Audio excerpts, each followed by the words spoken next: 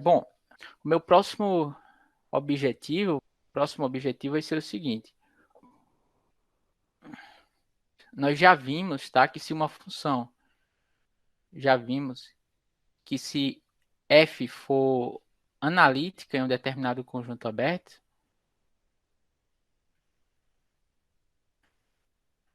ou seja, se f para cada ponto f tem uma representação por série de potências, então a gente já viu que f é holomorfo, porque a gente pode derivar termo a termo dessa série, tá?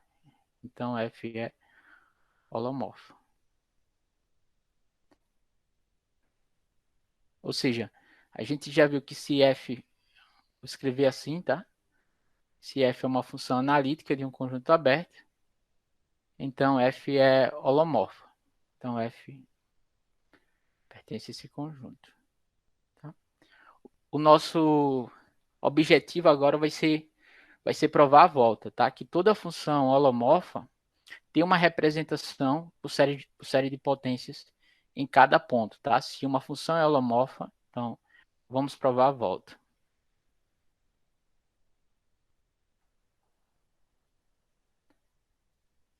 Tá? Ou seja, se f é holomorfa em um aberto, tá? Não basta ser que seja só em um ponto, tem que ser em um aberto. Holomorfa em um aberto. Então, para cada ponto, f tem uma representação por série de potências.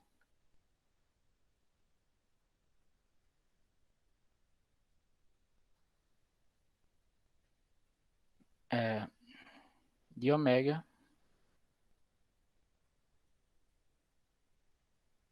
podemos encontrar de raio positivo, né? Encontrar uma representação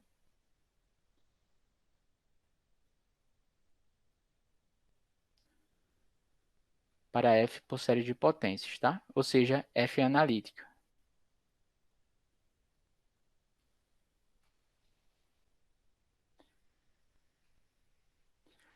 Então, para fazer isso, a gente vai usar a fórmula integral de Cauchy, tá? De agora em diante, a gente vai usar a fórmula integral de Cauchy ou seus corolários várias vezes, tá? É muito importante.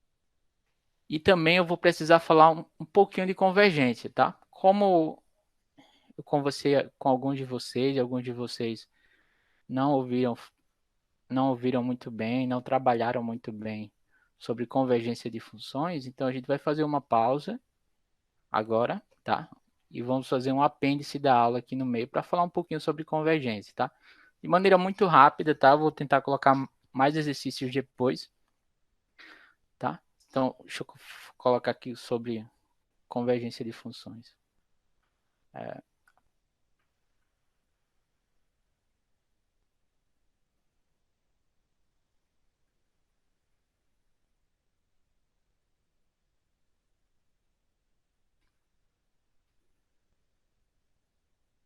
tá?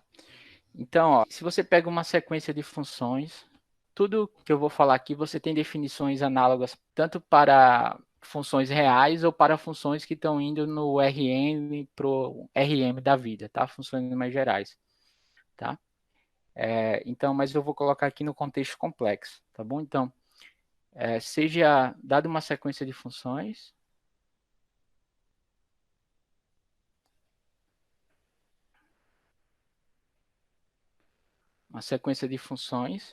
por exemplo, vou colocar aqui Fn, tá?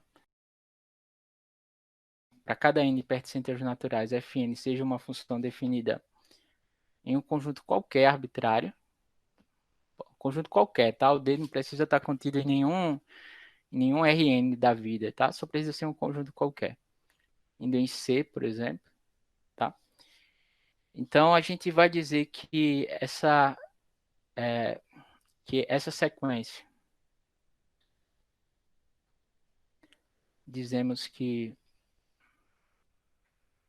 Fn converge uniformemente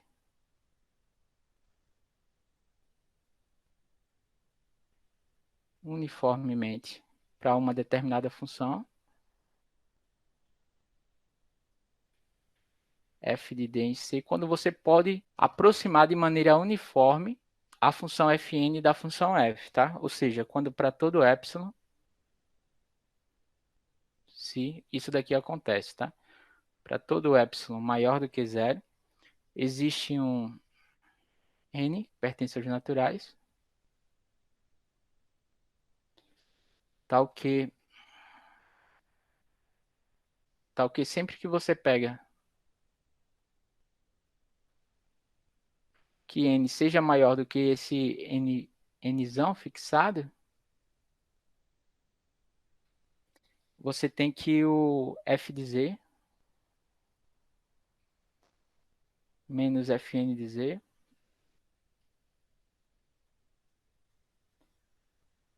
seja menor do que epsilon, tá? Isso para todo z que pertence em D, tá? Tá? É muito importante aqui que esse n aqui, ele não depende do ponto.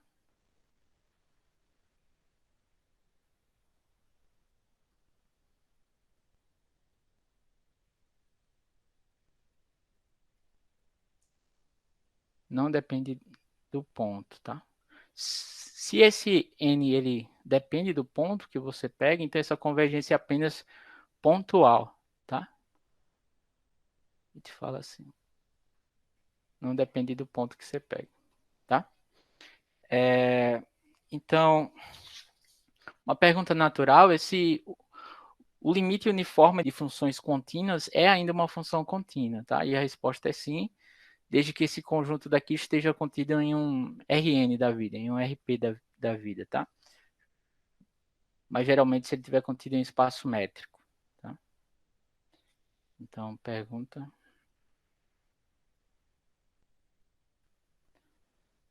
o limite uniforme de funções contínuas é contínua?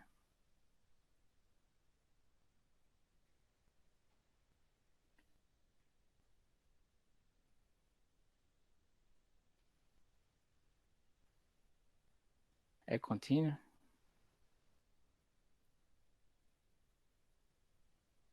Sim, tá? Lembra que o D que eu peguei aqui na definição foi arbitrário, sim, quando o D está contido, por exemplo, em um RP da vida, tá? Particular, se o P for igual a 2, ou seja, se o D for um conjunto dos números complexos. Isso é muito importante, tá? Porque ele diz que quando você passa o limite, se esse limite for uniforme, a função limite é ainda uma função contínua, tá? Sem você saber muito quem é a função, sem ter muito problema, tá?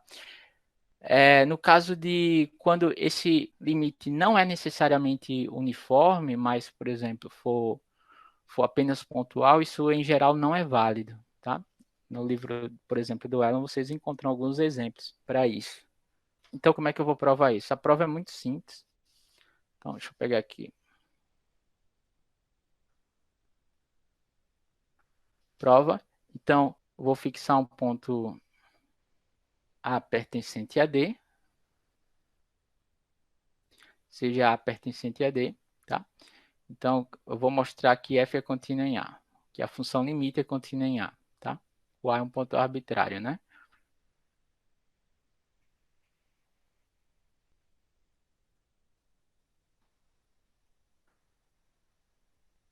Tá? Como é que você mostra isso? Então, queremos mostrar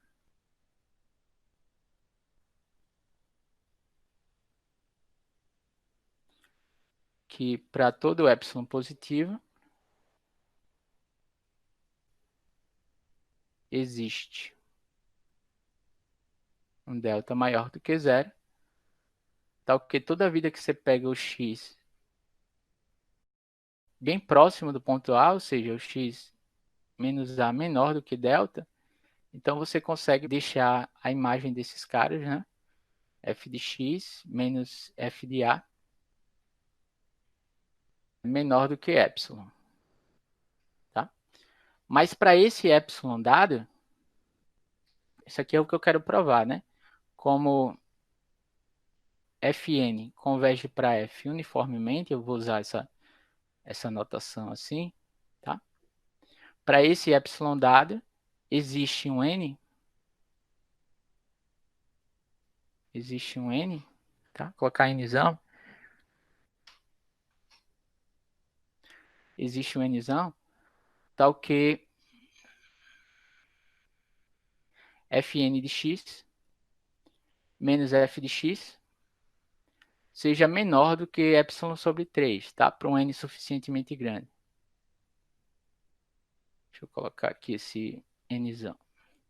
É para todo n maior do que esse nzão, então eu escolho, por exemplo, um nzão igual a n mais 1, nzão mais 1, tal que isso seja menor do que epsilon sobre 3. Deixa eu colocar aqui um nzão, tá? Epsilon sobre 3, tá? Isso para qualquer x, tá? Porque a sequência vai ser essa convergência uniforme para todo x que está em D, tá bom? Aí você agora usa a desigualdade triangular, tá? Então você quer deixar f de x menos f de a menor do que epsilon, e você consegue escrever isso daqui, ó. Portanto, você vai ter o seguinte, que f de x menos f de a, você consegue escrever como sendo f de x menos fn de x, tá? Para esse n. Aí, veja que o fn de x não tinha, então eu coloco ele, tá? Mais fn de x. E aqui, para ficar igual que tinha lá no final, vou acrescentar mais outros caras. Menos fnzão no ponto A. Só que o ponto A não tinha, então eu tiro ele. Mais f de A. Fnzão de A. E coloco o que tinha lá no final, que era menos o f de A. Então, ó, esse cara cancela com esse vai cancelar com esse, só vai ficar f de x menos f de a, que é o que eu tinha aqui. Isso daqui, pela desigualdade triangular, vai ser menor ou igual do que o f de x menos o fn de x, mais o fn de x menos o fn de a, mais o fn de a menos o f de a. Tá? Mas lembre que aqui eu estou pegando o limite uniforme de funções contínuas. Então, eu estou supondo que cada fn dessa é uma função contínua. Então, para esse n aqui que eu fixei, então, para esse n, existe um delta, existe um delta positivo, tá? Tal que se x menos a for menor do que delta, então implica que o fn de x menos o fn de a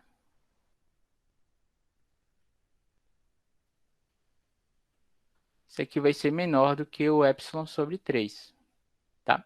Aí você junta, ó, essa propriedade daqui, estrela, e coloca aqui, nessa outra desigualdade aqui do meio, tá? Nessa desigualdade daqui.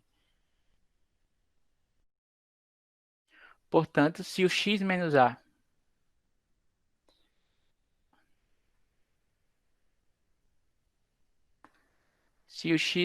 for menor do que delta, que é esse delta aqui que eu consegui, tá? Para esse delta, aqui epsilon sobre 3, desculpa. Sobre 3, tá? Então, isso implica que o f de x menos o f de a norma desse, tá? Ele vai ser menor do que o epsilon, tá? Porque esse cara daqui ele vai ser menor do que o epsilon sobre 3, pela propriedade da cima, e por essa propriedade, ó, fn de x menos fn de a vai ser menor do que epsilon sobre 3, e de novo, aqui você aplica a propriedade estrela para x igual a, tá? Olha para cá, para essa outra propriedade aqui. Você usa aqui estrela para esse cara daqui. Você vai ter que o Fn de A menos F de A vai ser menor do que epsilon sobre 3. Logo, f de x menos f de A vai ser menor do que epsilon. Tá? Ou seja, a função limite vai ser uma função contínua.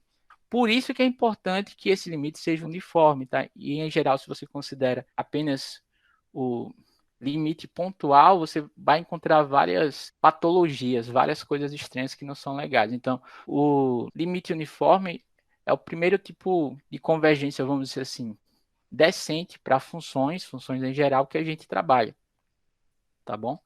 Por exemplo, essa propriedade daqui ela não é conservada se esse limite daqui não for uniforme, for simplesmente pontual, tá? Mas quando o limite for uniforme, a gente ganha isso daqui, que o limite uniforme de funções contínuas sempre é uma função contínua, tá? Uma outra convergência um pouco mais geral do que essa, mais forte também do que o limite pontual, é essa daqui que eu vou colocar, tá? Se D for um conjunto aberto, se D contido em C é aberto. Então a gente vai dizer que dizemos que Fn converge uniformemente nas partes compactas de U, tá? Ou nos subconjuntos compactos de D, perdão. Dizemos que Fn converge uniformemente. Tá? Pode ser que não convirja uniformemente em todo D, tá? Mas converge uniformemente para todo compacto que está em D. Dizemos que Fn converge uniformemente.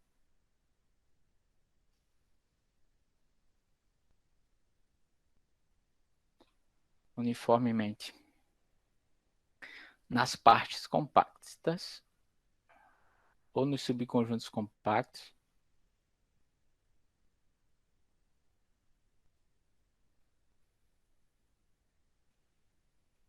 nas partes compactas de D, se Fn restrita a qualquer conjunto compacto de D, tá? Converge uniformemente.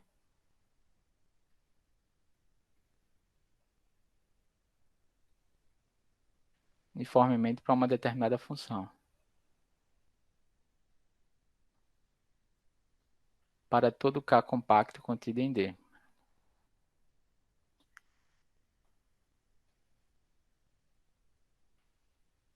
Compacto, tá? Então, em geral, quando isso acontecer, eu vou denotar assim, simplesmente que Fn, tá? Converge para F. Vou usar a mesma notação que vários autores utilizam, uniformemente, tá? Nas partes ou subconjuntos, tá? Nas partes compactas, tá?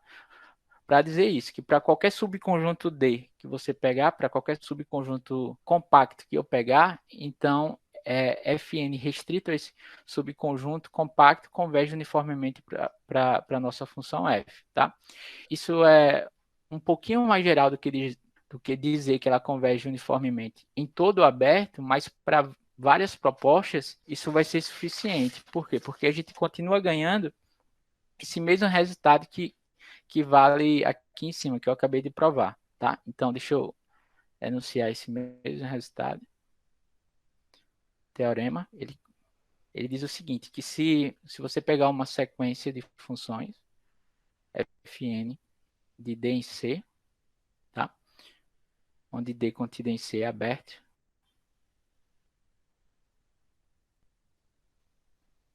suponha que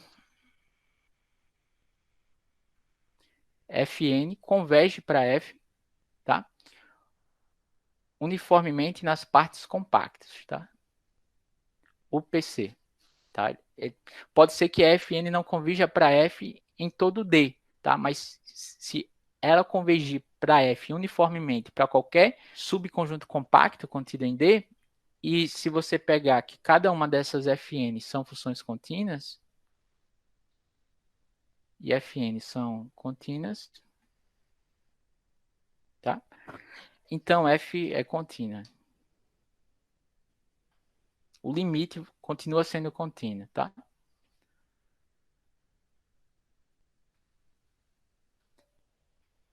Então veja que isso é bom, né? Que eu não preciso pedir que essa sequência de funções ela convija uniformemente em todo o conjunto D, tá? Basta que ela convija uniformemente em cada conjunto compacto que está contido em D. Se isso acontecer, a função limite continua sendo uma função contínua, tá? Vou deixar como exercício, mas se alguém tiver dúvida, pode colocar, não conseguir provar, pode conseguir provar, ficar lá no fórum que eu dou um help, tá? Como um lema que a gente vai usar daqui a pouco, tá? Para provar que toda função holomorfa seja analítica, a gente vai ter esse resultado. Que se eu pegar uma sequência de funções que convergem uniformemente nas partes compactas para f, sequência de funções contínuas, então seja fn de D em C, onde D contido em C é aberto, tá? E cada fn é contínuo em D, tá? Tá ok. Fn converge para uma função f nas partes compactas, tá? Uniformemente nas partes compactas para f, tá? Onde f, que a gente já viu agora por esse exercício, é uma função contínua, tá? Onde f indo de D em C. Então, a integral ao longo de qualquer curva, tá? Que esteja em D, qualquer curva, tá? Você pode permutar o limite e a integral, tá? Ou seja, o limite. A gente já viu que é uma função contínua, então a integral de f de w dw ao longo de qualquer curva, tá? Suave por partes, vai ser igual ao limite de quando n tende ao infinito da integral de fn de w dw, tá? Ao longo da mesma curva gama, tá? Por que que isso é legal? Porque ele diz, ó, que para mim calcular a integral dessa função limite, basta que eu passe, tá? Basta que eu passe, vamos dizer assim, um limite para dentro da integral, tá?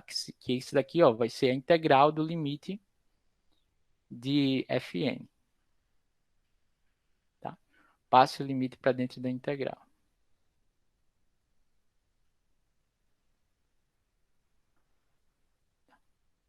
Tá? Mas para isso, eu preciso ou que fn convija uniformemente para f, ou um pouquinho mais geral, não preciso pedir tanto, mas eu preciso que ela convija uniformemente nos subconjuntos compactos de D, tá? Então, se eu tenho isso, então eu posso passar o limite para dentro da integral, tá bom? Isso em geral, se essa convergência for apenas pontual, eu não posso fazer isso, mas se eu tiver essa convergência uniforme nas partes compactas, eu consigo isso, tá? Por que que eu consigo isso? Porque, veja, por exemplo, tá? Deixa eu dar uma prova rápida aqui.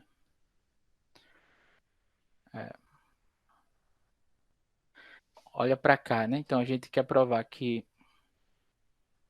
a gente quer mostrar isso aqui, né? Que a integral de f de w, dw é o limite e quando n tende a infinito das integrais de cada fn, tá? Que é como se eu estivesse passando o limite para dentro, ok?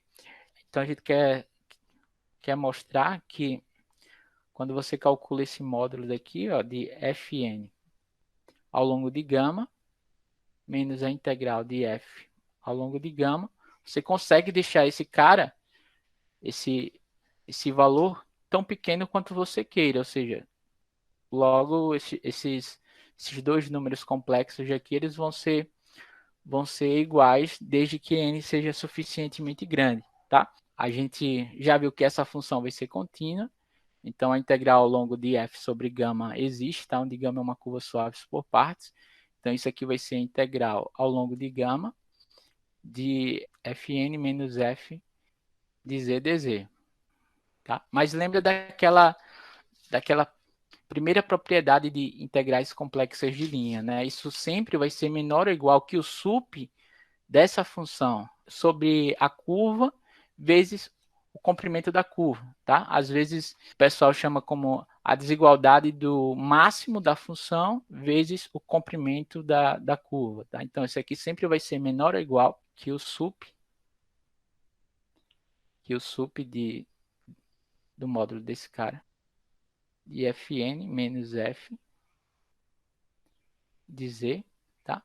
Nos pontos que estão sobre o traço da curva, tá? Os pontos que pertencem à gama de Z, por exemplo. Colocar assim, tá? Gama de AB. Tá? Dos pontos que estão sobre a curva, tá? Os pontos Z sobre a curva, que a gente sabe que a imagem de um conjunto compacto é compacto. Então, você vai estar... Deixa eu colocar aqui. O sup de Z, assim, eu vou escrever por extensos, tá? Para deixar claro. O sup de Z pertencente ao traço de gama. Tá? Nos pontos sobre a curva, tá? Vezes o comprimento de gama, que é fixo. Tá? Vezes o comprimento de gama. Tá? Mas ó, veja que esse conjunto daqui, ó, que o traço de gama vai ser um conjunto compacto. Tá? Porque sempre, toda a vida que você pega uma parametrização para essa curva, essa parametrização vai ser assim, né? Vai ser uma aplicação suave por partes, Z de AB em C, tá? Então, o traço de gama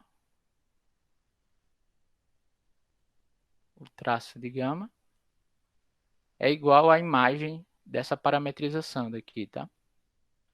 Z de AB, tá? Como AB é um conjunto compacto e Z é uma aplicação contínua, então o traço vai ser um conjunto compacto, tá?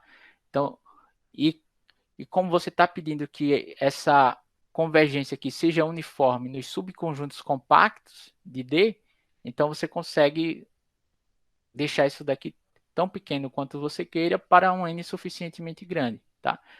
Então existe um n, então para todo epsilon, então para todo, deixa eu colocar aqui, epsilon positivo, como traço de gama é compacto,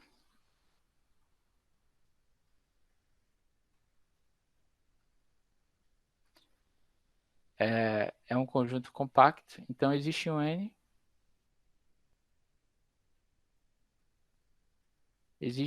tal que o f de n, fn de z menos f de z seja menor do que epsilon sobre esse comprimento de gama aqui que você quer, né? Menor do que o epsilon sobre o comprimento de gama, por exemplo. Tá? Isso daqui para todo z, para todo z no traço de gama que você pega, tá? Que é um conjunto compacto.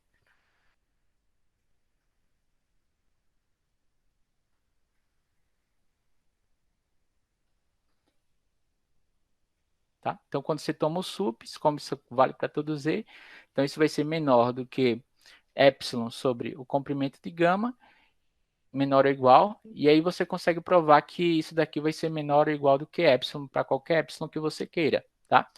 Então, como você pode deixar essa integral de Fn ao longo de gama menos a integral de f ao longo de gama tão pequeno quanto você queira, então isso implica que esses dois caras são iguais, tá? Que era o que a gente queria provar, né? Que a integral. Isso no limite, tá bom, pessoal? Para n suficientemente grande. Ou seja, o limite de quando n tende ao infinito dessa integral daqui ao longo de gama vai ser igual à integral de f, tá bom? f de z de z ao longo de γ, tá? Como a gente queria provar, né? Que é como se você pudesse colocar esse limite aqui para dentro da integral, tá bom? Então a gente vai usar esse fato que eu acabei de demonstrar e mais esse outro fato, tá bom? Que eu vou colocar como exercício, mas talvez eu mostre para vocês depois, tá? Para não ficar muita coisa para vocês provarem. Ele diz o seguinte, tá? Seja essa série de potências, uma série de potências assim, é um resultado que vocês encontram, por exemplo, lá no livro do Conway, quando eles falam de série de potências. Tá? Se você considera uma série de potências com raio de convergência R positiva,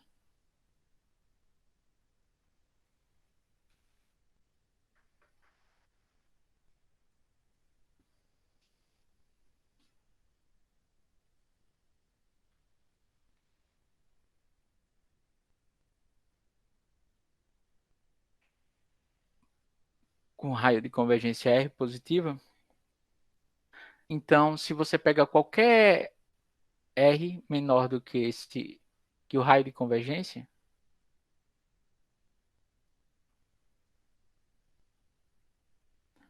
é menor do que R, tá? Então essa série de potências, então essa série daqui, né?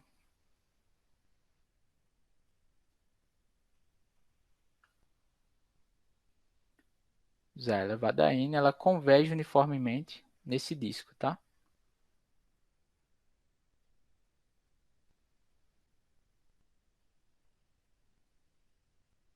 Uniformemente nesse disco, tá? O disco de centro R e raio no fecho desse cara, tá? Eu não sei se eu falei aqui, mas acho que não. Então, deixa eu colocar essa definição aqui. Isso aqui vale para séries, tá? Então, a gente vai dizer que uma série,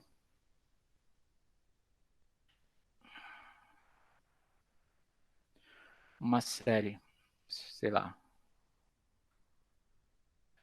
a n z n, né? Deixa eu colocar aqui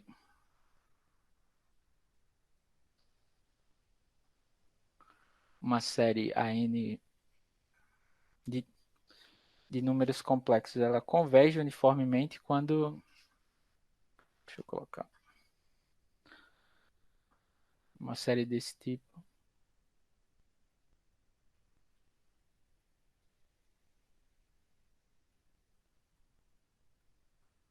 ela converge uniformemente, isso aqui é a definição, tá?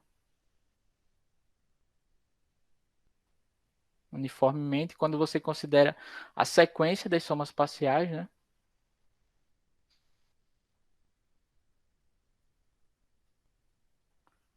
Quando, se você considerar assim, quando Sn, dada pelas, pelas somas parciais de série, de, de k igual a zero até n,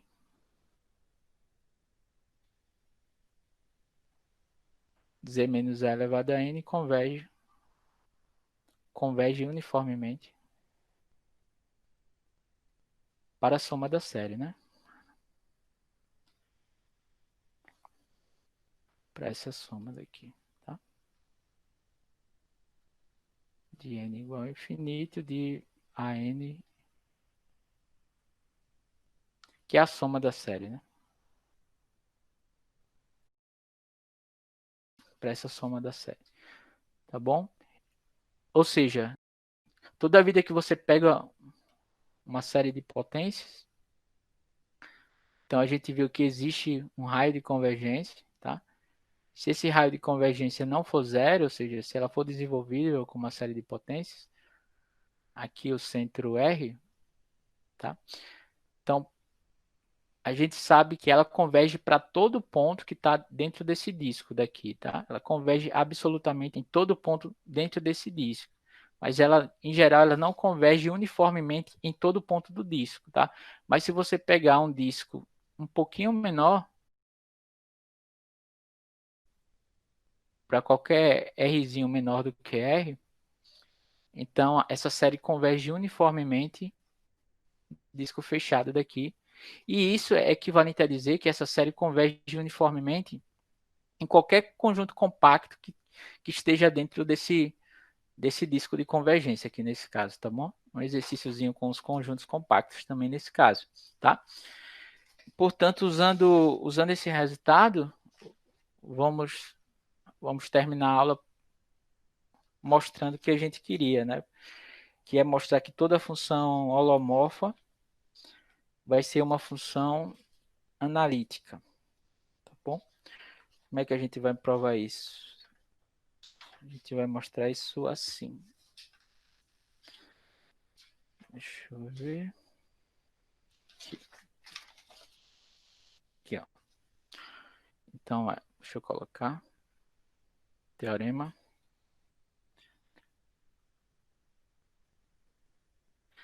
Seja ômega um conjunto contido em C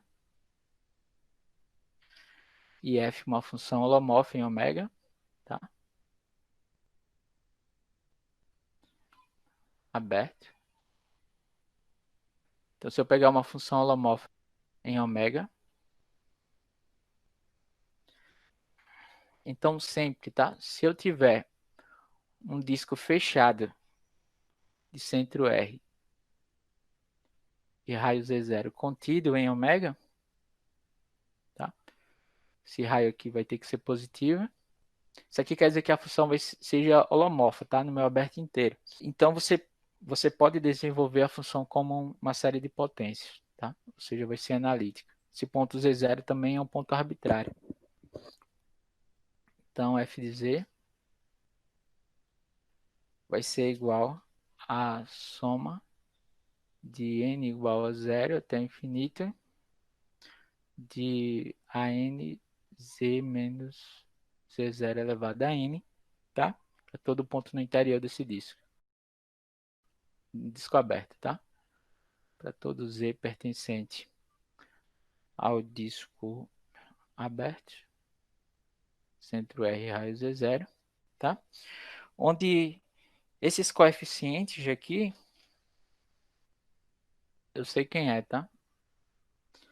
Eles são dados pela a menos de uma multiplicação por uma constante, eu vou dizer daqui a pouco, pelas enésimas derivadas da função f no ponto. Ou seja, onde o an seja igual a 1 sobre 2πi da integral ao longo do, vou colocar assim, de gama, tá? De f de w, de f de w dw, sobre w menos z0, tá? Elevado a n mais 1. Sobre esse cara, tá? Onde gama é o círculo fechado de centro R centrado em Z0, tá? Esse dado por Z0 mais onde T pertence a 0, 2π. Tá? Tudo isso que eu fiz agora, pessoal, foi para justificar um passo, tá? Que eu vou colocar daqui a pouco. Essa prova não é difícil, mas precisei disso para justificar um passo, que vai ser isso daqui, ó. Pela fórmula integral de Cauchy, então vamos para a prova, tá? Então, fixe, por exemplo, um ponto dentro desse disco, né, do disco aberto. Então, fixe Z, pertencente ao disco de centro Z0 e raio R, tá? Então, pela fórmula integral de Cauchy, tá? É claro, né, que se você tem um disco fechado de centro Z0 e raio R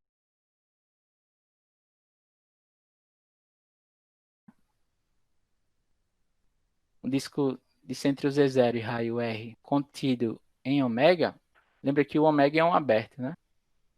Então, se você toma a distância desse disco daqui para o bordo de ômega, tá? Lembra que essa distância sempre existe e vai ser um número maior do que zero, tá? Isso é um exercício de topologia que eu imagino que vocês devem ter feito. Então, como essa distância aqui vai ser positiva, você consegue sempre colocar um disco aberto que contém esse disco Z0, que ainda esteja contido em ômega, tá bom? Então, usando isso, a gente pode usar a fórmula integral de Cauchy, que diz que para todo ponto Z pertencente a esse disco daqui fechado, então vou pegar aqui um ponto Z aqui, tá? Não precisa necessariamente ser o centro, então ele diz que o f de Z vai ser 1 sobre 2πi, a integral de sobre essa curva gama daqui, tá? Para qualquer, basta que isso daqui esteja contido dentro do meu aberto pela fórmula integral de Cauchy, de f de w sobre w menos z dw, tá? Isso pela fórmula integral de Cauchy. Agora a gente vai tentar usar a série geométrica. Como é que a gente vai usar a série geométrica? Eu vou escrever esse cara daqui, 1 sobre w menos z, de uma maneira esperta, tá? Ó, eu vou escrever assim, escreva, isso aqui é a fórmula integral de Cauchy,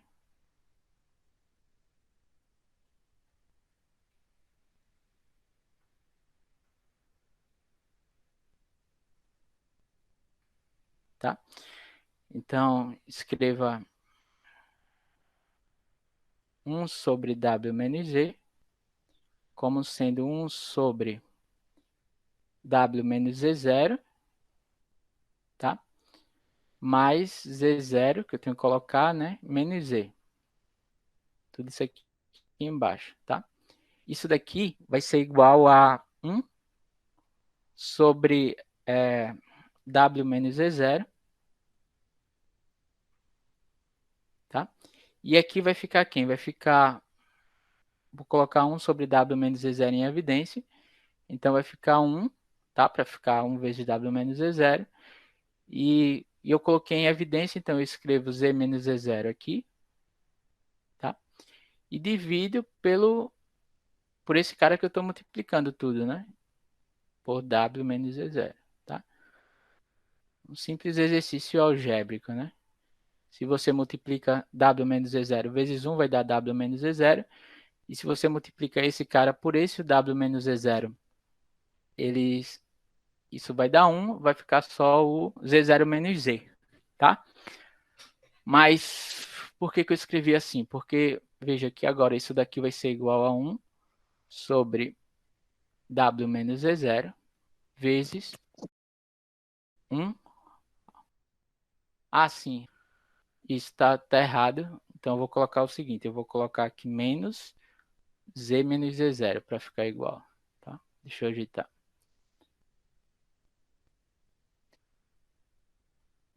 Aqui, ó, vou escrever menos, tá?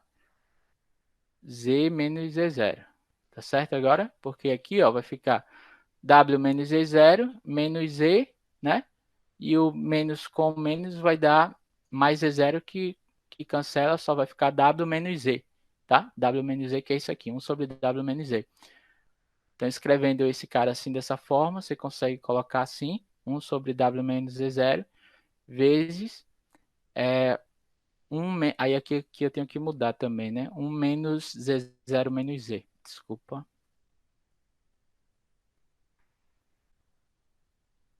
Aqui vai ficar Z menos Z0.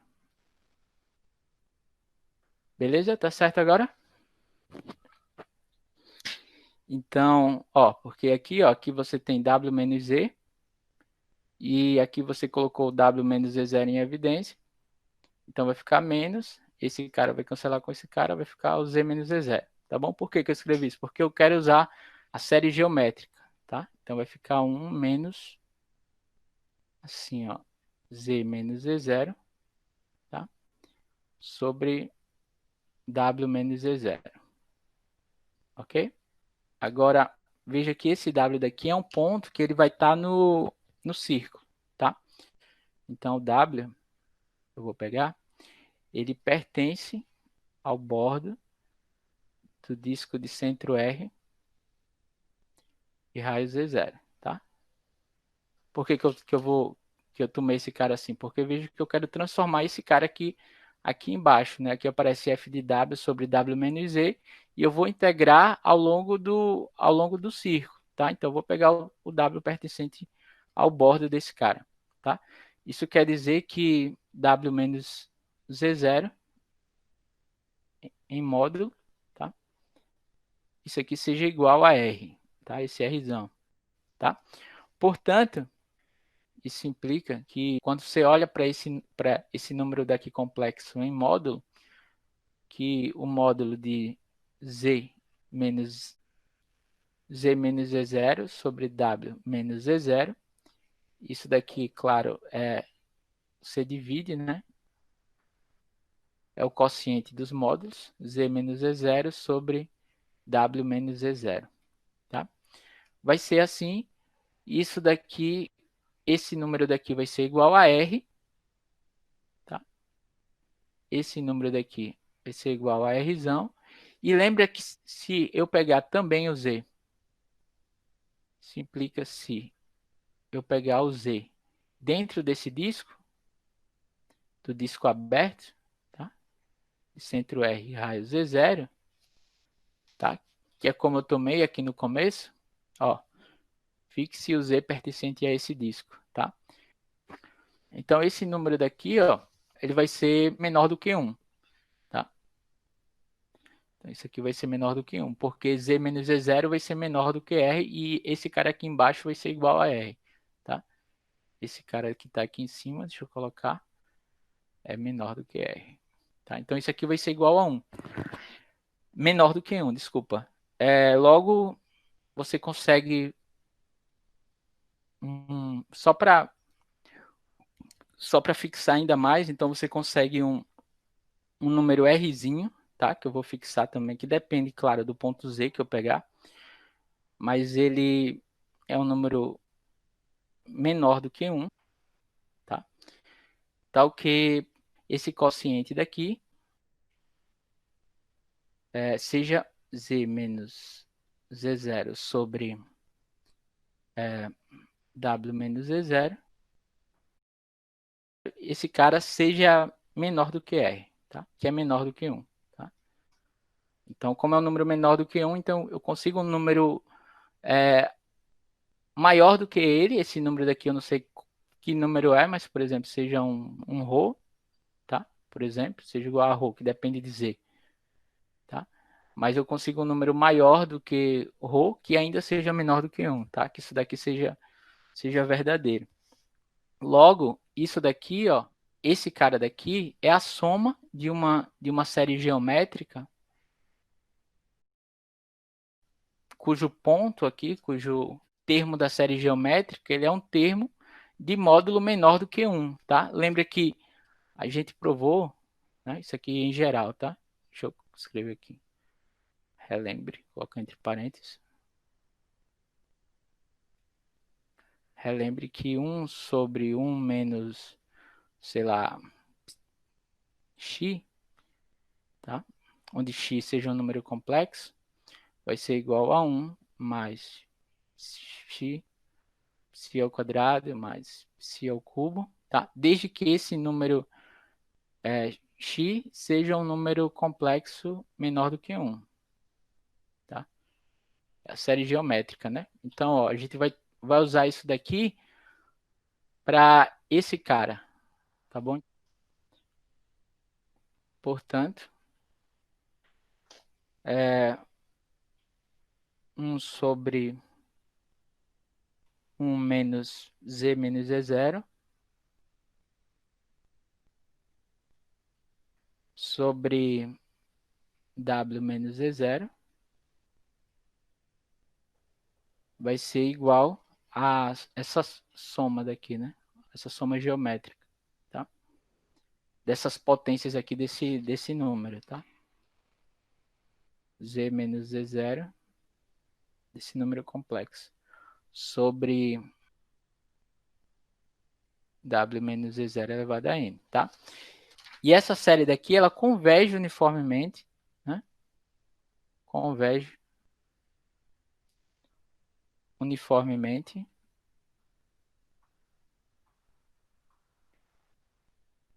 nesse disco daqui, né?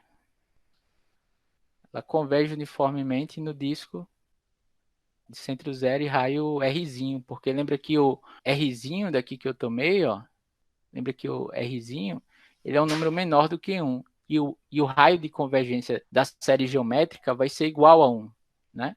E pelo exercício que eu escrevi para vocês, tá? Como o raio de convergência da série geométrica vai ser igual a 1, ela converge uniformemente em qualquer disco fechado que você tomar menor do que 1, em particular nesse disco daqui de centro zero e raio R, tá bom?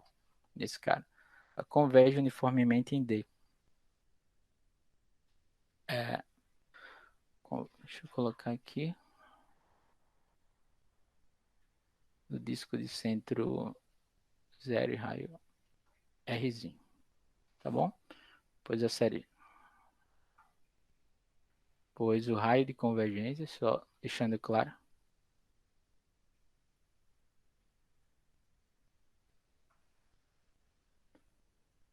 da série geométrica, que é essa série aqui,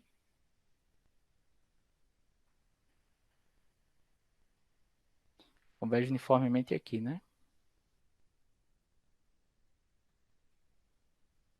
É 1, tá? Então, ó, por que que eu fiz tudo isso daqui? Porque, ó, se você junta tudo isso daqui que eu escrevi, eu teria o seguinte, tá? Então, ó, note que eu teria aqui o f de z, olha aqui para cima, eu tinha escrito assim, né? Seria a integral sobre o círculo, sobre gama, tá? De f de w sobre w menos z, tá? Onde esse z é um ponto no interior do disco, tá? dw. Aí esse cara daqui, ó, esse w menos z, eu escrevi de uma maneira esperta aqui em cima, tá? Ele vai ser, deixa eu ir aqui para cima, olha para cá, ó. Tudo isso daqui, ó, 1 sobre w menos z, ele vai ser 1 sobre w menos z0 vezes esse cara daqui que eu escrevi como isso daqui é a soma dessa série geométrica. Então, deixa eu colocar tudo isso daqui, né? Deixa eu colocar tudo isso aqui junto. Então, subir aqui para cima. Olha para cá. Então, isso aqui vai ser igual a integral ao longo de gama, tá? De, colocar assim, f de w vezes, como foi que eu escrevi esse cara que está aqui embaixo? 1 sobre w menos z0, tá? Onde z0 é o centro desse disco, tá? Vezes a soma infinita daquela série.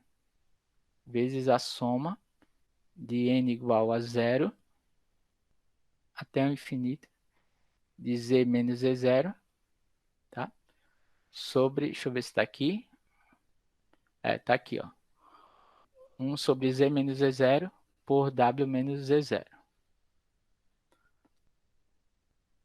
Z0, tudo isso aqui é elevado a n, né? Tudo isso aqui é elevado a n dw, tá? Por que eu falei toda essa história aqui de convergência? Porque, ó, se eu puder trocar, se eu puder permutar esse sinal de integral com essa soma, eu vou ter provado, tá? Mas lembra daquele teorema que eu provei, tá? Como essa série daqui, ela converge uniformemente em qualquer disco compacto dentro do meu disco de convergência, então aquele teorema de convergência uniforme nas partes compactas diz que eu posso trocar o limite com a integral, tá bom? Porque, ó, veja, olha para cá. Esse cara daqui, essa soma de n igual a zero até infinito, lembra que isso é um limite, né? Isso aqui vai ser igual a integral em gama de f de w sobre... faltou 1 sobre 2πi aqui na frente. 1 sobre 2πi, 1 sobre 2πi. E aqui tem 1 sobre 2πi. Tá? Então aqui eu vou ter 1 sobre w menos z0. E essa soma infinita é o limite, deixa eu colocar assim, é o limite de quando n tende ao infinito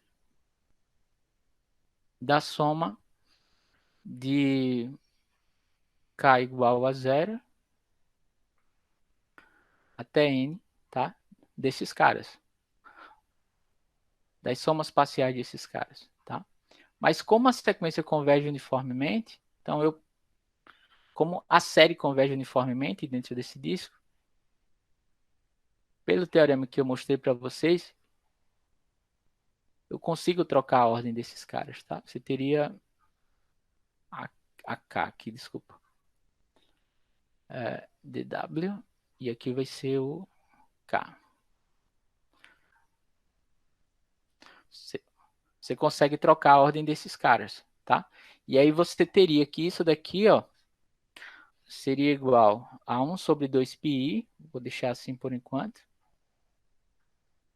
da integral ao longo de gama, tá? Eu vou passar esse cara aqui para dentro do limite por enquanto, quando n tende ao infinito,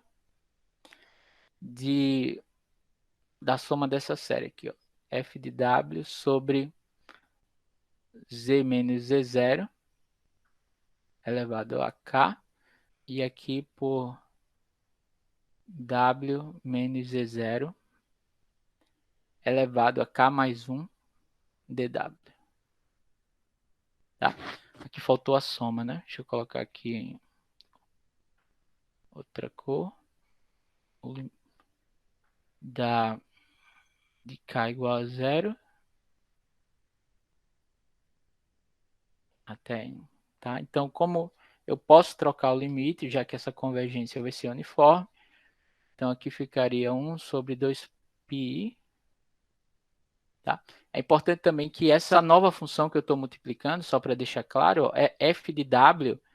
Lembra que o w está no círculo e a função f logo vai ser contínua, e w menos e0 também vai estar no círculo. Então, essa nova função aqui que eu estou multiplicando a série é uma função limitada. Então, essa nova série daqui, ela continua tendo uma convergência uniforme no mesmo Rzinho de convergência que eu escrevi, tá bom? Então, aqui ficaria, eu vou trocar a integral com a soma, então vai ficar o limite de quando n tende ao infinito, tá? Da integral sobre gama dessa soma daqui, né? De k igual a 0 até n de z menos z0 elevado a k sobre w menos z0 elevado a k mais 1. Tá? Aqui tem o f de w que eu esqueci, dw. Limite desse cara. Tá? Só que aqui, ó, é 1 sobre 2πi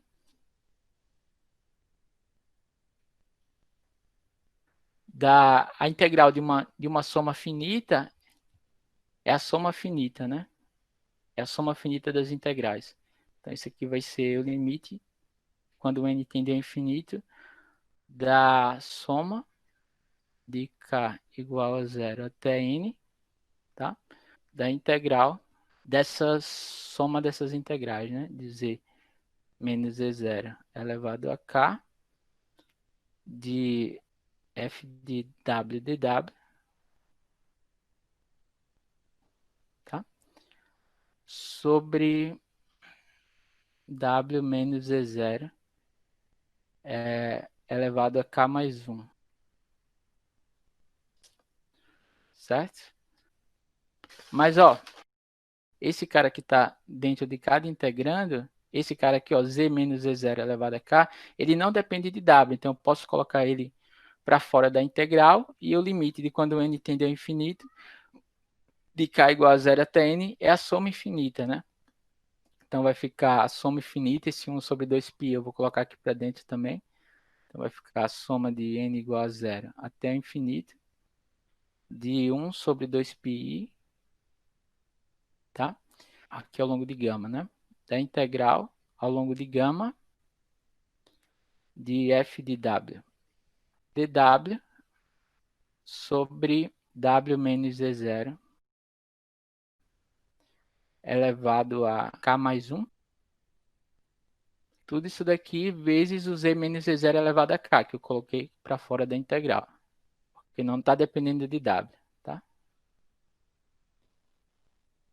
Z menos z0 elevado a k. E esses coeficientes aqui, ó, é o que a gente denotou lá em cima pelo AN, tá? Deixa eu ver como eu escrevi. Então, vocês conseguiram escrever a série como uma série de potências. Olha para cá. O AN vai ser esses caras aqui, ó. São os coeficientes.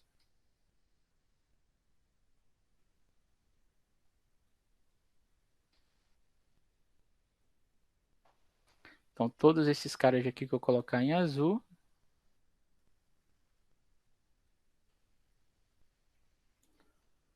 Opa, aqui está elevado a n. Deixa eu apagar isso aqui. Isso aqui é elevado a n, tá? E esses caras aqui são... A gente conseguiu escrever como uma série de potências centrada em Z0. E então esses aqui são os nossos coeficientes, que são os... Aqui tem a n mais 1. Coloquei o k, coloquei o n, então aqui vai ser a n mais 1. Pequena correção aqui. Ok? Bom, é isso. Então, veja que a gente conseguiu escrever f de z centrado em z0. Então, só uma observação.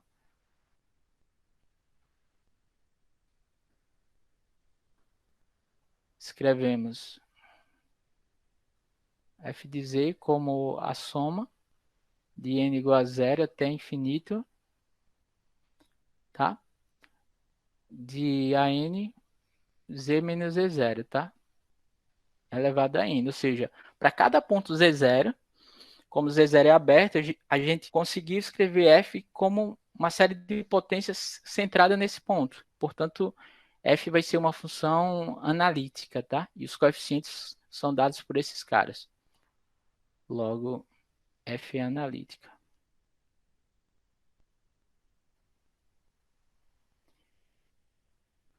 Ora, mas sempre que você escreve uma função como uma série de potências centrada em um ponto, você sabe também quem são esses coeficientes de aqui a n, tá? Observação 2.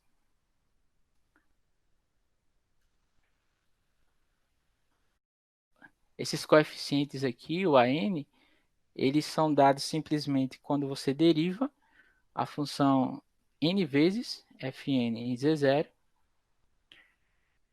e divide por n fatorial. Tá? Por que que você obtém isso? Ó, porque imagina, se você tem que o f de z, ó, você tem que, se o f de z tiver essa representação por série de potências, como soma de n igual a 0 até o infinito de an z menos z0 elevado a n, então veja, isso aqui vai ser o a0 mais o a1 vezes z menos z0 elevado a 1 mais o a2 z menos z0 elevado ao quadrado e assim por diante, tá? Então, em particular, o f de z0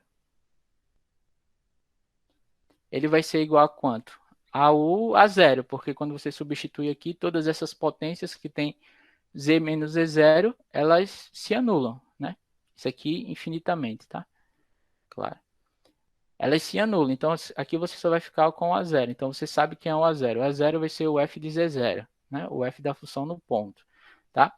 Agora você sabe também, por aquele teorema de derivação termo a termo, que o f' de z, que é a primeira derivada da função no seu disco de convergência, existe, e ela vai ser simplesmente quando você deriva termo a termo cada uma dessas parcelas. Então, o f' de z ele vai ser o a0 some, você ficaria com a1 mais 2 vezes A2 por Z menos Z0, tá? Mais 3 vezes A3 por Z menos Z0 elevado ao quadrado.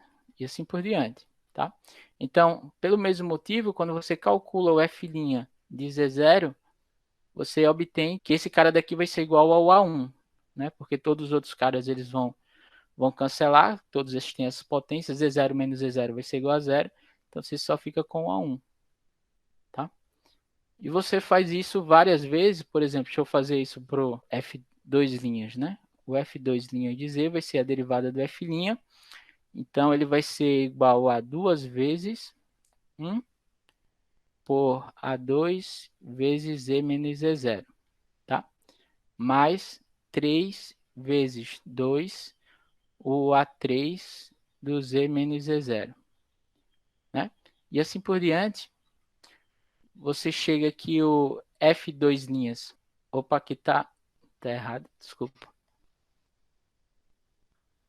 Eu derivei esse cara que sumiu, quando eu derivo isso aqui só vai ficar 2 vezes A1, A2, não tem esse outro cara não aqui, pessoal.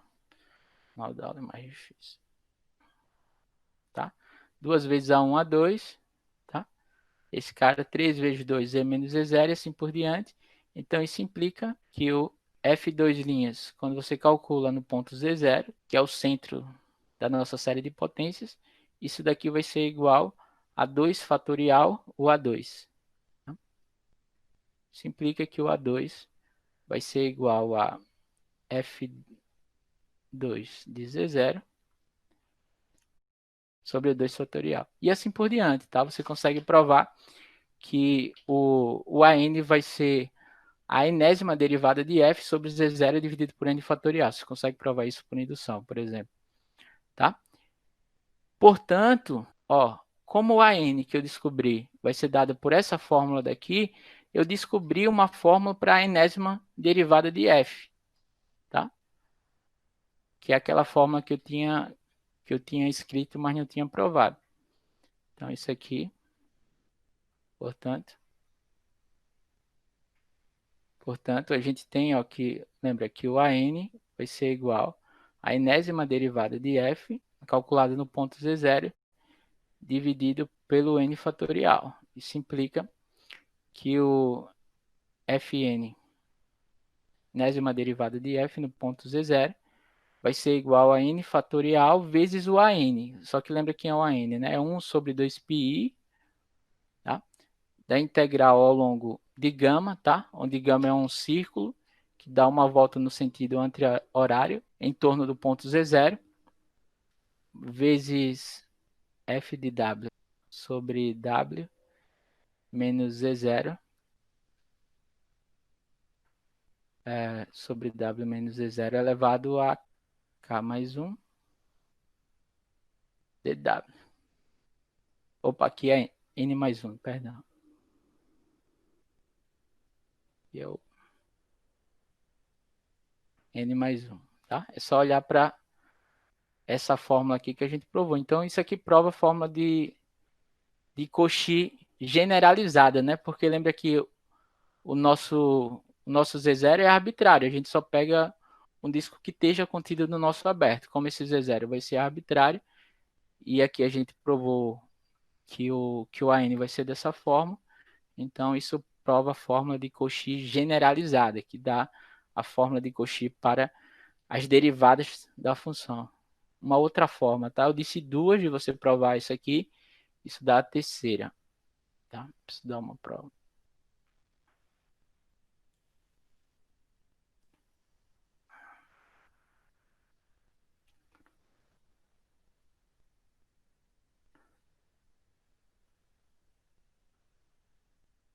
Integral de Cauchy generalizado, tá?